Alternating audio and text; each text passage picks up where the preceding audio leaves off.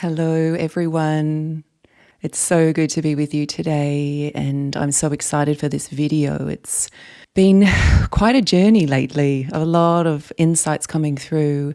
The past year for me has been deeply profound, my journey of pregnancy and becoming a mother, and really just stepping into a whole new rhythm of life. I've been away from the camera for a while, away from creating videos and sharing information as I was, and this huge wave came through me, this realization that I just felt called. I just felt that I had to speak about this incredibly potent and so significant topic of the divine feminine. She's rising within all of us. And so this message felt so prevalent right now as we're all stepping towards this new earth timeline, this new expression of empowerment and sovereignty. And so I'm going to be speaking today about the ancient womb mysteries and that creative force, that feminine soul stream that's igniting and helping and supporting us in navigating this journey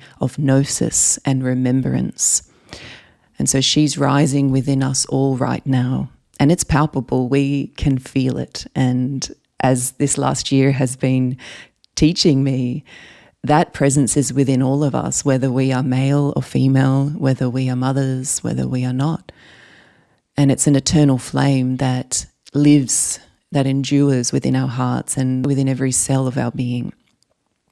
And so this video is for everybody. We are all going through this huge process of transformation in our individual lives, and it just feels like her ancient message is whispering. It's increasing in volume, and now we must really allow her, that feminine essence and presence, to step out of the shadow and into the light, to reclaim her ultimate power, and really illuminating the way forward for the higher timeline. That's what it's all about right now. That not just the personal highest outcome for our own individual lives, but really the collective higher timeline as we're moving through this bifurcation and this heightened polarity experience. And so I'm going to be reading through some of the notes that I've written that have just come forward, just to keep me in a good rhythm moving through this video, because it's quite a vast topic and I really want to touch on quite a number of different elements and aspects. Okay, I'm going to be speaking about the Grail Bloodlines, the parthenogenic virgin birthers, the mitochondrial flame, and everything within our own inner architecture that is awakening right now. Our remembrance is our power, because when we remember who we are, we can liberate ourselves from the negative timelines. We can emancipate ourselves from control and fear and the patriarchal domination that has really shaped the systems we've lived in for countless generations. So all of our ancestors going back through time for thousands and thousands of years. And this activation is happening in a very real and palpable way, especially for those who are aligning with their true selves and doing the inner work.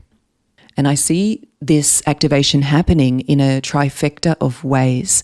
So firstly, every person on this earth was birthed through the inner temple of their mother's womb, the original stargate and sacred passage of creation. So there's not one person out of the 8 billion souls on this planet that hasn't come through their mother's womb. And this moment of entry into physical life is intrinsically and intimately connecting us and infusing us with the mother energy itself. And so we're imprinted from the beginning with her energetic signature, with her creative power, her presence, her ancestral memory. Secondly, the inner architecture of our physical temple is built upon the foundational X chromosome. The X chromosome is ancient, it is primordial, it is the elder archive of primal creation itself, connecting us to the primordial ancestral form and the living generative field from which all life emerges. And so whether male or female, both gender expressions have the X chromosome. And so that supports our awareness of our origins. Thirdly, we have all received our mother's mitochondria. And our mitochondria are the engines of life. They're the carriers of the soul's life force. And they are generators of not only chemical energy, but more importantly, They're the conduits of animating life essence. The mitochondria are what brings consciousness into form. And so through activating our mitochondria, we are connecting once again to those birthing codes of regeneration, of renewal, of rebirth, and the potential for the new to be wielded. And so mitochondria, which are passed to us from our mother, are what preserve the matrilineal memory throughout the generations. And that is what creates an unbroken lineage of life force, of consciousness, and creative power, which endures. And so now, as we reach this threshold of transformation, we are all being activated from within, and we're rising with the Divine Mother frequency. And that living memory is returning to us. These birthing codes are activating right now. And that's supporting the process of our healing, ultimately the capacity to rebirth ourselves, to know ourselves as birthers, as creators, as God, Goddess consciousness, and thereby cultivating together the world we wish to live in. So this is really the path of the priestesses in both ancient and modern times. And so it's the priestess lineages that have been safeguarding humanity's future. They've been holding within their bodies and within their consciousness the original codes and ancestral memory for regeneration, for balance, and the remembrance of our sacred origins. And this has occurred through their stewardship, through their utter devotion and service to life itself. And so this is really the true nature of sexual alchemy. It is the complete union with Source, the cosmic creation energy that can wield entire worlds and realities. It is a direct communion with the Source.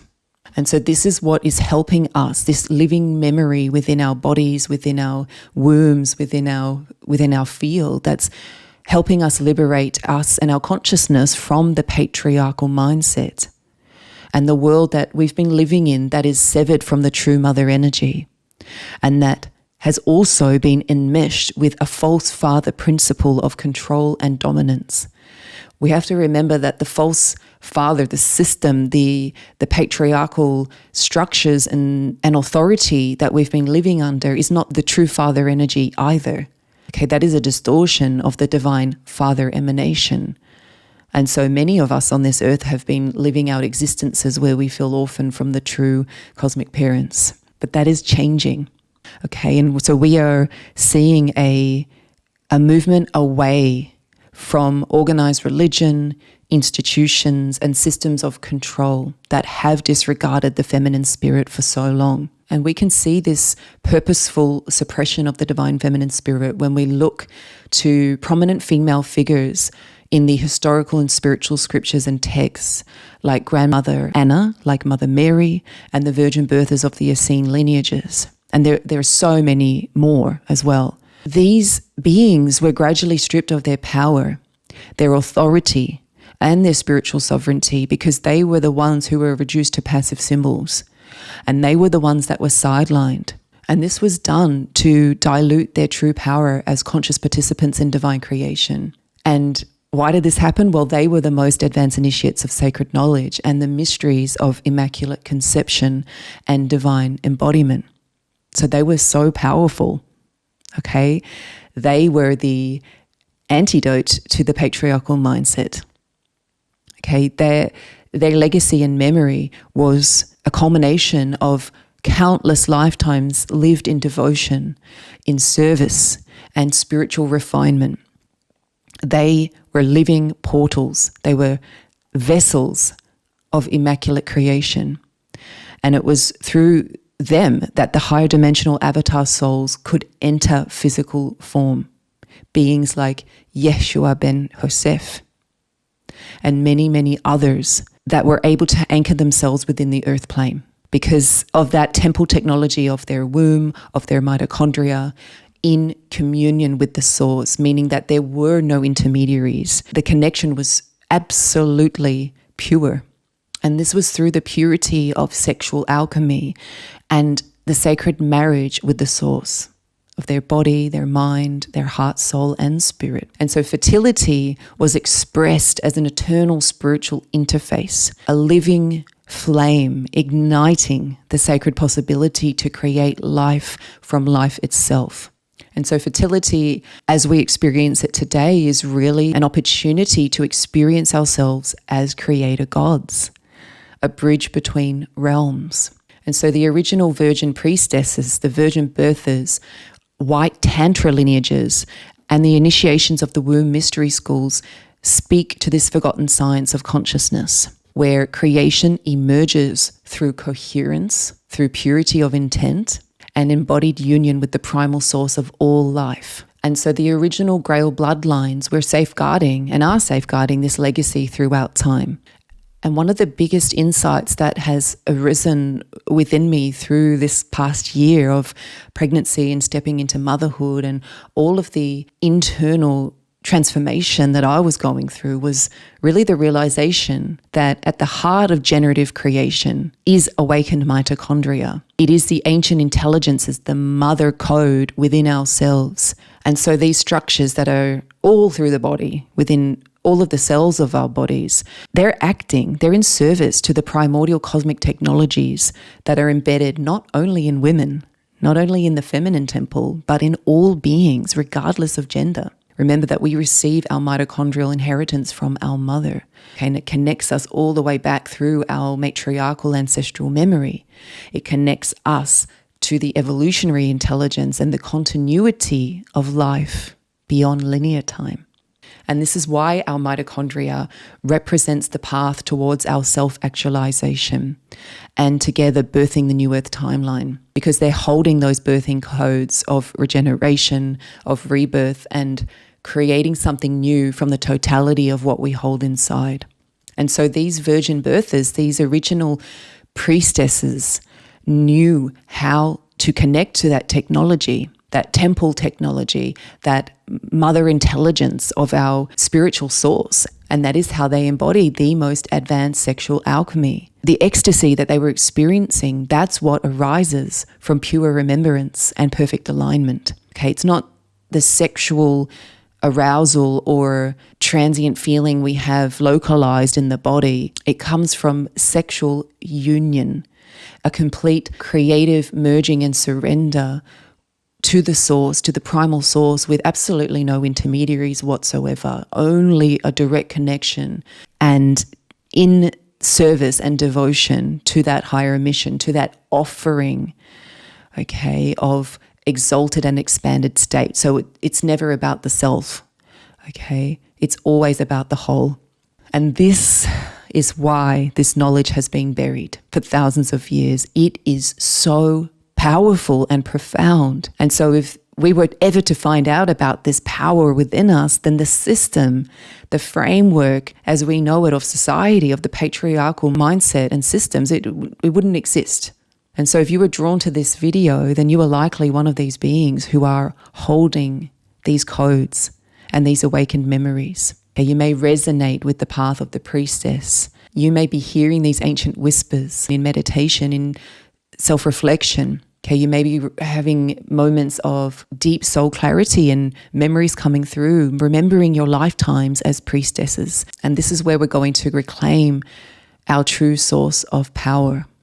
And so it needs to be said that the original priestess codes have nothing to do with red tantra distortions, with corrupted temple arts, or any teachings that are based upon power play, upon manipulation, upon wrath or seduction or performance, any of these kinds of things. These are shadows that have arisen due to the deepest levels of trauma from separation. And I'm going to give you some examples. Seduction, allure, or erotic charge that someone is emanating, using that to gain attention or validation, influence or status, rather than as a sacred expression of life force. If you feel any of these kinds of energies coming from someone, it's really best to just turn away, to assert your sovereignty, to seal your field, and to disengage and disconnect. Okay, another example is wrath and catharsis as an initiation. Okay, and the practices that glorify emotional discharge, that glorify rage or shock as liberation, rather than cultivating coherence, compassion, and self-responsibility. Another example is language of sovereignty or goddess power that's used to justify any kind of manipulation, emotional coercion, or ego inflation of the person that it's coming from. Also, rituals or teachings that are really disconnected from ethics and ethical stewardship, where someone's not really leading by example in their day-to-day life.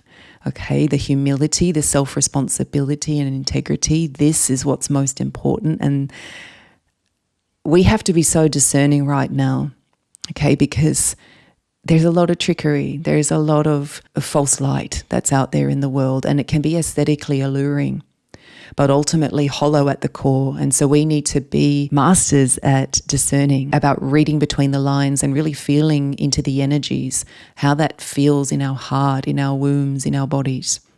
And so the original priestess codes have nothing to do with teachings that are positioning one single person as energetically dominant or superior, or in control of someone else's awakening, in control of someone else's body or their desires. Okay, the true codes of the original solar feminine Christ, the Sophionic cosmic crystalline legacy. This is the embodiment of innocence, not naivety, but innocence.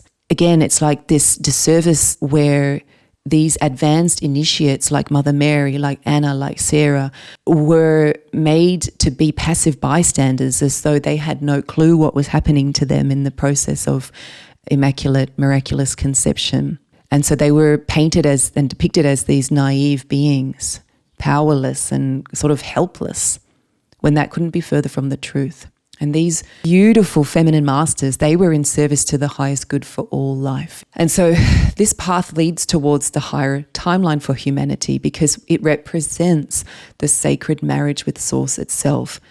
Okay, and this is what has been required of initiates and Grail Bloodlines or who hold the capability of transcending the patriarchal mindset, of liberating as well the lunar distortion. Okay, this is another thing when we speak about the solar feminine Christ Sophia template. It's a full exit out of the lower lunar matrix itself. Okay, and what does that mean? Well, that means that one can experience and express full sovereignty, conscious control over reproduction, over their reproductive sexual system and their fertility. Okay, these are women who had transcended the lunar matrix altogether, and they had conscious control over ovulation and menstruation, and so their blood was sovereign. Okay, their ancestral power was awakened within them because they weren't entrained with an artificial rhythm or an external clock. They were autonomous on all multidimensional levels. What I can see is that so many of us have lost our memories. So many of us have lost our ability to remember our galactic history. And when we don't remember, we become easily influenced by the narratives of the collective mindset, the programming that's out there, even the cultural traditions that are being passed down from generation to generation over millennia. Okay, the distortions have been present for thousands and thousands of years. Okay, and that means that we're looking through distorted lenses. Our discernment is clouded. And so we need to remove these lenses. We need to be able to see clearly. We need to remember what we have forgotten. We've been living in a world that for millennia has been telling us, programming us, that the sun represents the masculine principle and that the moon represents the feminine. Okay, and this never resonated with me. And for many years, I have been on a vision quest, on an inner journey of deep cellular remembrance of my own gnosis, because I felt like I was the only one who wasn't worshipping the moon in feminine circles, in ceremonies. I didn't want to connect my intention of my menstrual cycle with this lunar energy. It just felt really out of alignment. It didn't feel like a clear expression of energy. And, I always kept coming back to that question of like, well, if the woman is represented or the feminine is represented by the moon, we're telling women that they resonate on the deepest physiological and spiritual level with a cosmic body that's not generating its own light. Because the moon, we have to remember, it doesn't create its own light. It just reflects, it just shines through borrowed light, through the sun shining upon it. It doesn't even move freely of its own will. So what are we unconsciously teaching the feminine with this narrative, with this belief? Okay, we're saying that she's only visible through the masculine. Okay, we're saying to her that her power is derivative. It's not a sovereign power. And how familiar does this sound when we consider the long ages of patriarchal dominion on our earth? And so again, this coincides with the suppression of the priestess lineages and the systematic wounding of the feminine in this world. Okay, this is trauma that we are still navigating, that we are still healing from. Okay, and this distorted expression of moon worship is what has trained women to give their power away. It's been binding our consciousness to a false light. Women have been conditioned not to shine from their own source, not to generate their own internal light, but instead to be shadows, to be dimmed and overlooked and essentially entrained to an entity that's diminishing their power. It's eroding their presence and authority in this world. What we need to understand is that the original priestess lineages held a completely different cosmology. They were aware of the true nature of the moon. I mean, just look at all of the artwork of Mother Mary, the Immaculate Conception paintings where Mary's standing on top of the moon, on top of a crescent moon. Okay, this is alluding to her conscious reproduction, her blood sovereignty. It's alluding to her inner solar light. Okay, so I want to get into a little bit more detail about the moon, the way that I experience it. Okay, and it's always my invitation to you to take what resonates. Okay, it's so important that we can all discern. Okay, this is my experience. And my experience doesn't mean that it's going to be everyone's experience or that everyone resonates with what I'm sharing. For me, the way that I've been shown what the moon is that it's a hollow artificial structure. Okay, it's a artificial presence in our solar system. It didn't originate from this solar system at all. It was actually inserted somewhere between 10 to 12,000 years ago following the destruction of Tiamat. Okay, you might have heard of Tiamat. Tiamat was an ancient fifth-dimensional celestial being, okay, a planet. She was an immense water world of an expanded consciousness. And during the galactic wars that occurred eons ago, she was destroyed tragically. And because she was a water world, all her waters dispersed throughout the solar system. And this is what caused what we now remember as the Great Flood on this earth. Okay, and there are many accounts of this great flood throughout the different cultures and indigenous lineages across this planet. And so because of this explosion and demise and the dispersion of the water, this aftermath put Earth in a very fragile and destabilized position, basically on the brink of total demise. And so the moon is a highly advanced galactic technology that did not originate from our solar system. And it was positioned to stabilize our Earth's orbit and tilt. Without it, the Earth wouldn't still exist. Okay, we need the moon. And so the initial intention of this enterprise and effort was actually benevolent. Okay, many galactic races intervened to support the Earth that was wounded and vulnerable, to preserve life and to offer balance after this cataclysmic loss of Tiamat. And this also aligns with the work of Graham Hancock. I've seen Graham Hancock live in a lecture in, I think it was the University of Sydney many, many years ago. It was a whole day event and he's amazing. And he has long highlighted the cataclysmic events at the end of the last ice age, especially the Younger Dryas period. And that point in the timeline somewhere around 11,600 years ago, where a total global reset occurred, where something massive wiped out pretty much all ancient civilizations and erased the advanced human legacy that had evolved up until that point. And so we were way more advanced than what we are now. We need to consider a significant threshold in humanity's timeline. We need to consider that there was a period before the moon's arrival, and that there was a period after its insertion into our solar system. And if we understand that, then that significantly changes our understanding of the nature of reality, of the true nature of the divine feminine, our blood sovereignty, our womb wisdom, our reproductive intelligences within us, not just physically, but what that represents energetically. And so these insights have been streaming through me in the last years. There was this fundamental knowing that we used to be highly autonomous. We were guided from within. We weren't bound and tied up to this external celestial clock.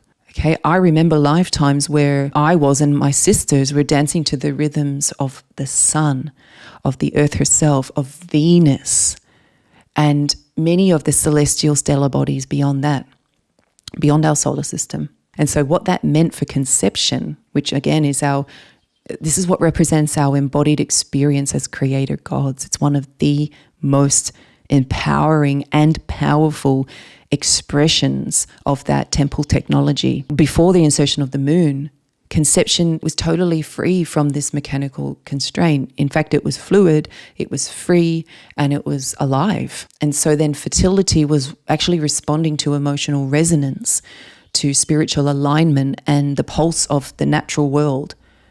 Our wombs were attuned to each other. They were entrained in these group energetics, even synchronized in shared ceremonies. And this is what I've been awakening to. This is what's been coming through me as I remember this truth. These were the pre-patriarchal mystery traditions where the feminine was not lunar dependent. Instead, she was solar in origin, a living sun within the body.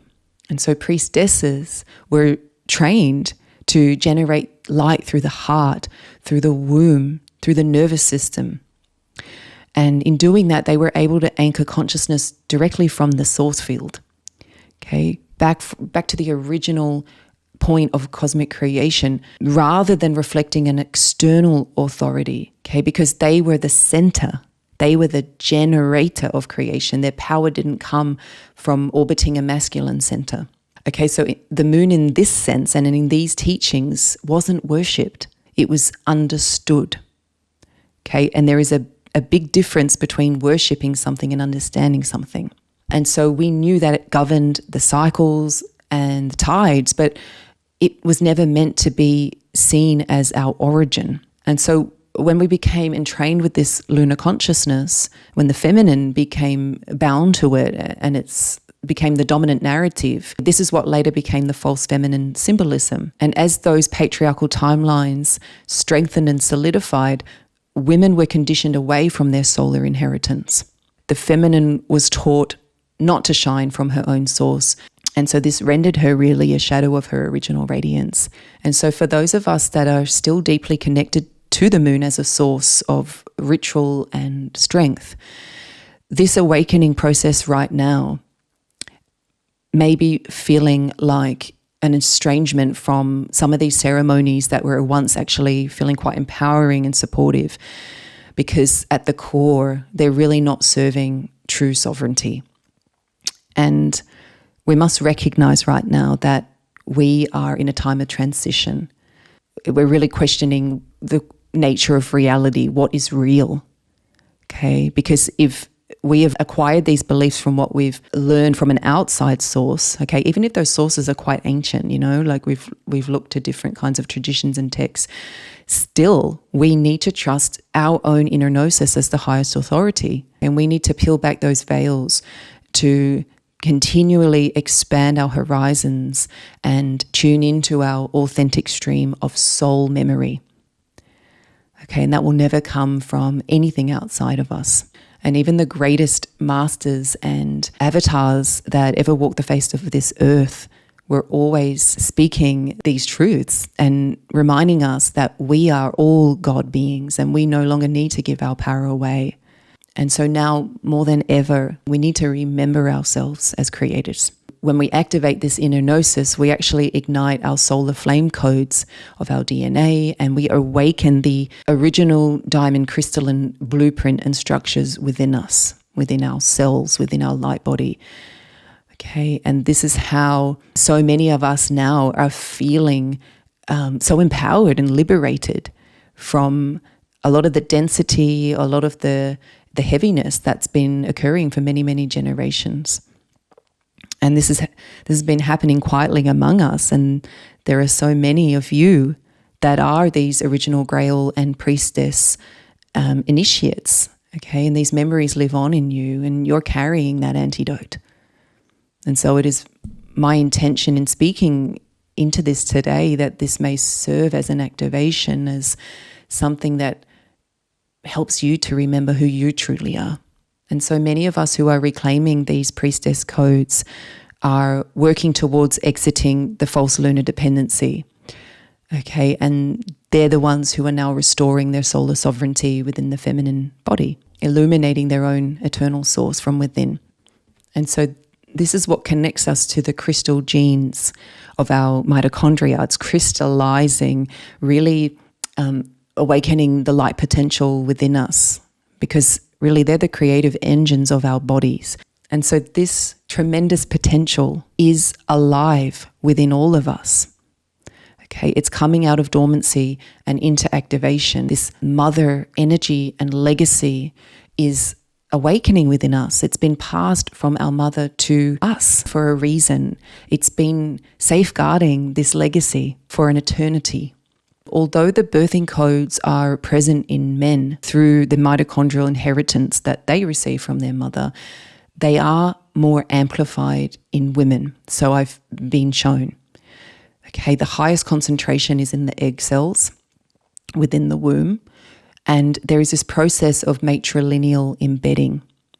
Okay, it's life within life within life, an all-encompassing field from grandmother to the mother to the daughter. Okay, it's passed down through the generations, preserving this message, this ancient memory throughout the generations.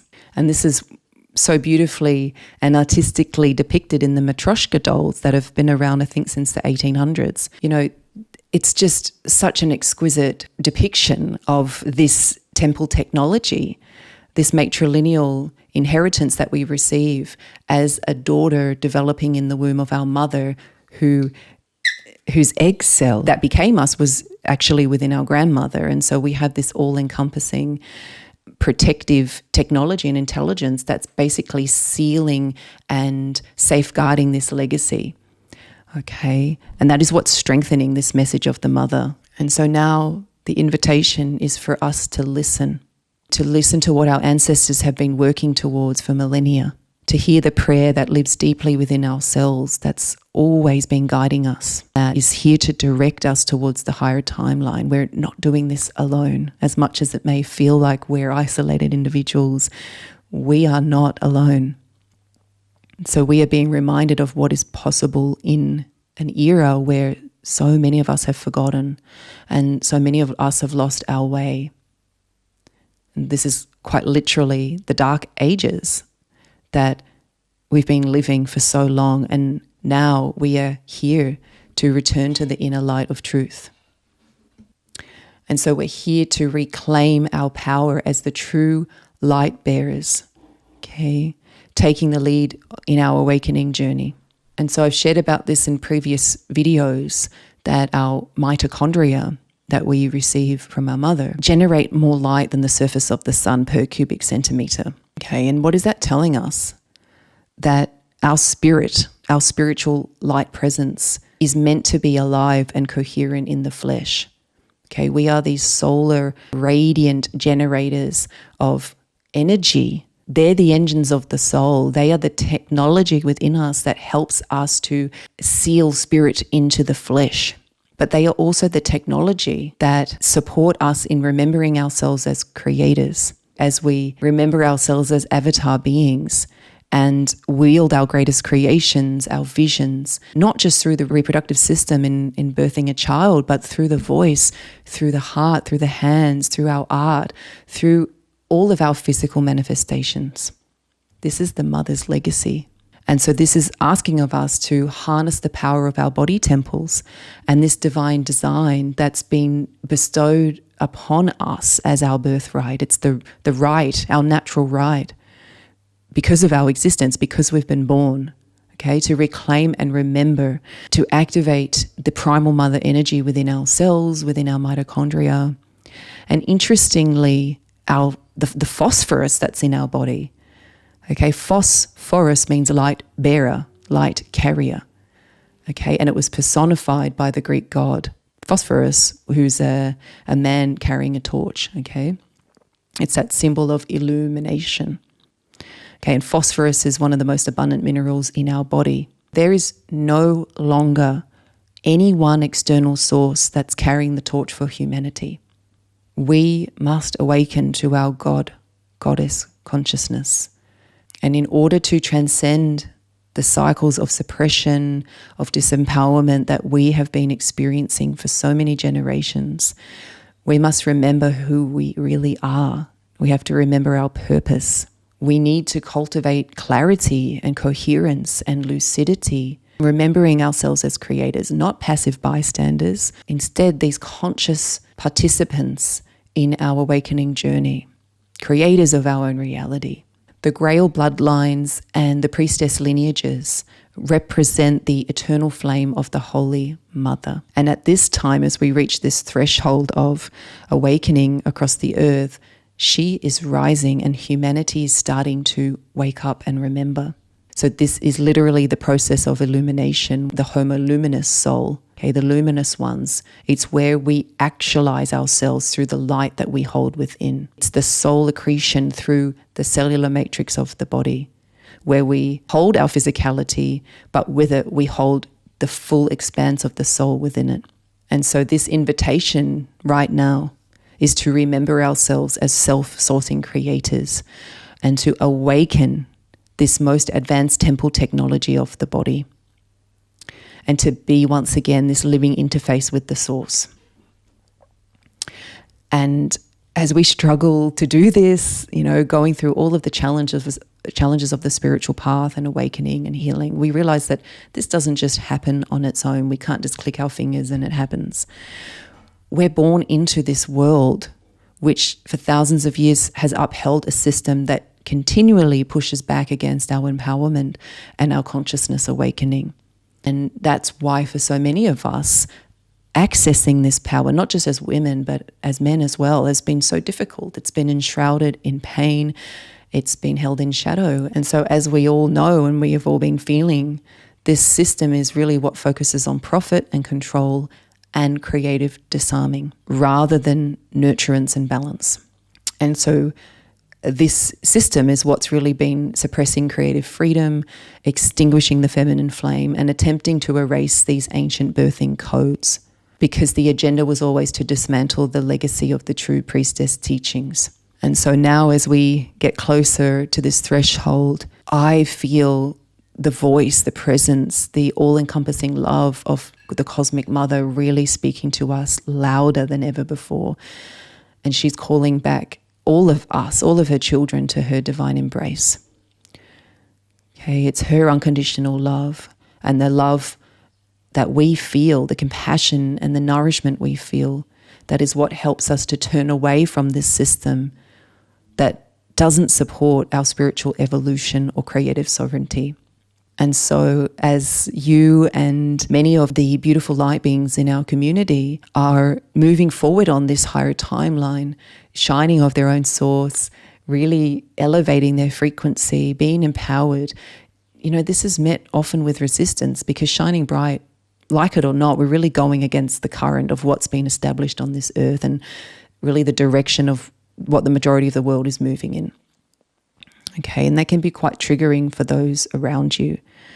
Okay, when we follow our passion, our inspired action, and we follow our own inner compass, it actually can be quite a lonely path. And so now we must be committed to bringing this potential out of dormancy and back online. And we don't need anything outside of ourselves. We hold the inner architecture. This is a gift. This is the transmission of the Cosmic Mother intelligence, this powerful, this primordial message that has been so meticulously preserved and transmitted through our genetics, that connects us all the way through every mother, every grandmother, all the way back to the primal source, so that we can remember that we too are birthers. that we too can rebirth ourselves in the image of perfection, in the image of truth, and together birth the higher timeline, the new earth.